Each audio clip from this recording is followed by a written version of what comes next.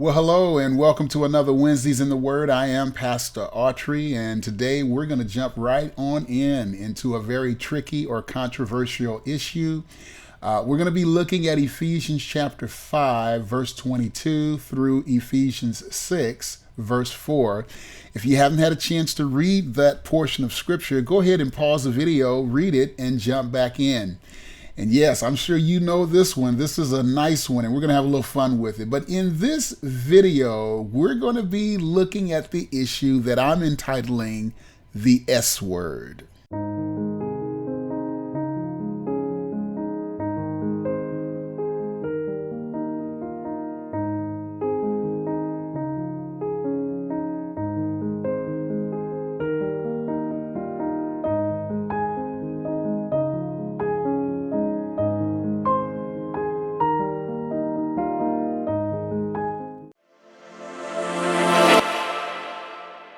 Well, thank you for joining us again. And if you don't know what the S word is, let me go ahead and read the verse in chapter 5, verse 22 of Ephesians. It says, "Wives, be subject or submit to your own husbands as to the Lord." That is the S word. And I call it the S word because for many women over the centuries, it has made them cringe like a profane word.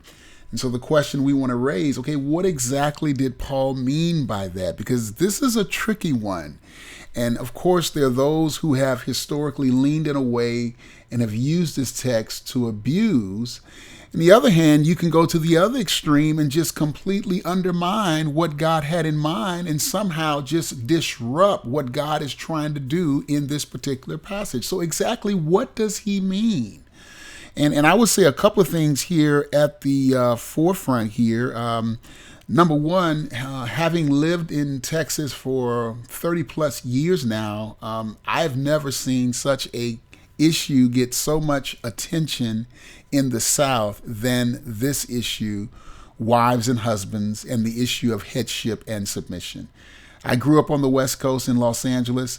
I was completely even unaware of it. And I grew up in church and it just wasn't addressed. And matter of fact, it just wasn't an issue. It just wasn't. It wasn't like men and women were fighting in the home over this issue. It was far more respectability from where I came from. It just wasn't. But boy, when I came down south, went to seminary, began to minister in this area, you talk about a text that was routinely brought before me. This is it. And I mean, it was always an issue.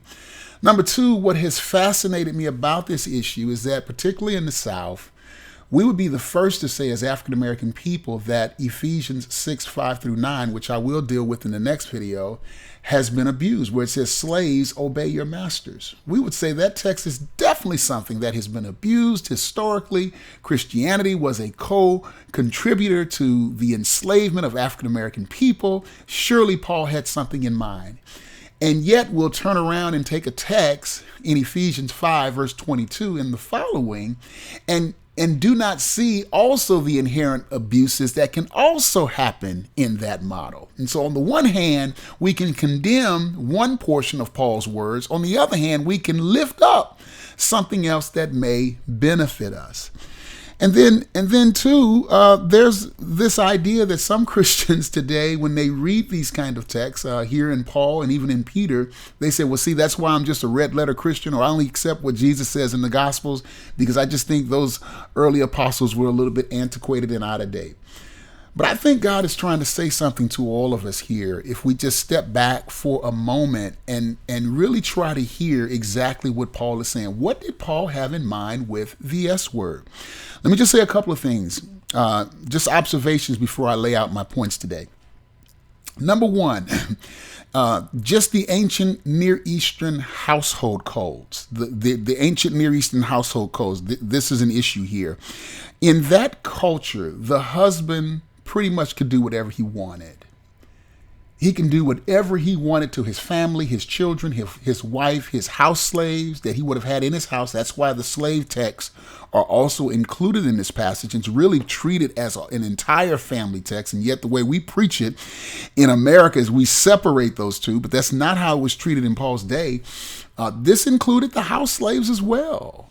And basically the owner of the slaves and the head of the house, which was usually the father, he pretty much can do whatever he wanted. If he wanted to put his children out on the street, which was common, if the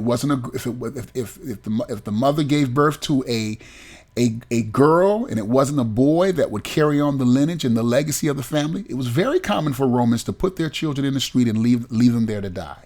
He had absolute authority, unquestioned authority in the home. So the fact that Paul would check him in this text and give instructions how to manage his house was already a progressive move in the right direction. That's the first thing, number one.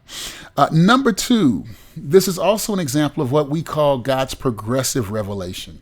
I think many times when we read the biblical text, we're looking for God to kind of just step in and immediately overturn or subvert an injustice. And the biblical text and the way God works, it just doesn't work that way. That's just kind of how we think in the modern world. But the ancient world just didn't function like that. There's a sense that God is a God of justice. There is a sense that God is a God who protects all people. But also, too, there's a sense about God that he likes to work within the structures and within the culture to move them from point A to point B. You definitely see that with slavery from Genesis to Revelation, and you also see it with other issues. For example, the whole sacrificial system. It was highly important during the days of Moses, but by the time you get to the time of Jesus, it's slowly beginning to go away. So there was more of a progressive move rather than this instantaneous, immediate action to stop it. And that's just the way God moves. The third thing I would say here is that many times we misunderstand Paul's ministry strategy. There's a sense that when we look at certain texts, we think that somehow Paul is endorsing a practice, and nothing can be further from the truth. Paul's concerned about one thing, the witness of the church. And there are times that Paul believes so much in the power of the gospel that the attitudes and the character of people within the system can actually redeem and transform it. And so for you and I, as in America, we want to see slavery completely destroyed, the system, systemic racism, destroy it completely. What Paul had a vision in mind, he would love to see Christians who may have been previously enemies and racists take the same system, subvert it, and change it into something good. And I think that's a little bit of what's going on with Paul. He's surely not condoning abuse of slaves or abuse of women, sexual abuse or physical abuse. And that's why I push back or pump the brakes on texts like this to say, wait a minute, let's listen closely to what Paul is trying to say here. And then the other thing is, let's deal with the meaning of headship, because this is a classic example of a headship text. Because here Christ is compared as the head, and therefore husbands are designated as the head, and wives are called to submit to the head. Well, there's two things in Ephesians, really throughout the New Testament, in terms of what headship means or head means. Number one, it definitely means leadership and authority. No doubt about it. You can put here Ephesians chapter 1, verses 21 and 22, where Christ there is described as the head of all things, and he's also the head of the church. So there is an authority issue, there is a leadership issue. But even there, I would put a footnote, and I would challenge anybody who's listening, but how does Christ lead? He leads with care, he leads with compassion, he leads meeting the needs of his people. And so, yes, there is a leadership, there is an authority issue here. But then number two, headship, and you can put here Ephesians 4, verses 16 and 17. Headship also can mean source. In other words, the head kind of feeds the body. In the ancient Near East, the head was understood as providing for the body. And so we even see this when we drop down to, and I'm trying to get to it very quickly here, verse 28 through 30. So the husband ought to also to love their own wives as their own bodies. He who loves his own wife loves himself, for no one ever hated his own flesh, but there it is, but nourishes and cherishes it, just as Christ also the church. That is, as Christ is the head of the church, he nourishes, he feeds the body. And that's exactly what Christ does as the head of the body. He surely gives direction to the universal church as the head, as the authority, the final authority. But at the same time, he feeds, he nurtures the body with his love, his compassion, his spirit, his presence. He nurtures the Christian community with those who are connected to the head as a corporate body. So there's definitely that element there. And there's no way you can look at this text and not see that that is exactly what Paul has in mind to some extent, that the husband serves in a way to nourish and to cherish and to minister to the needs of the wife. And so what does all this mean? What does all this mean? And I just got a couple of things. I got 3 takeaways here in terms of what this all means. Number 1, it's a word about mutual submission and accountability. Because in verse 22, which is also governed by verse 18, where Paul says, be not drunk with wine, but be filled with the Spirit, one of the results is submission, or better, the S word, serving one another.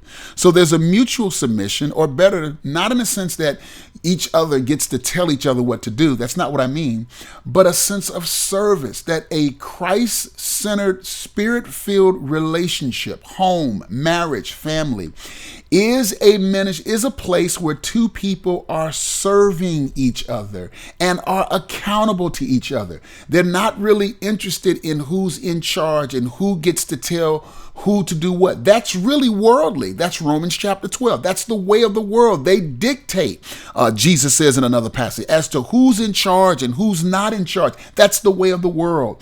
The way of Jesus, the way of the kingdom, is how we serve one another. Remember what Jesus says, the first shall be last, and the last shall be first. So therefore, those who are in leadership, myself as a pastor over the church, I'm the one that's supposed to be the bigger demonstrator when it comes to service. So also too in these relationships, there's that mutual service, that mutual submission, that mutual accountability that occurs. The second takeaway would be a mutual service to human needs.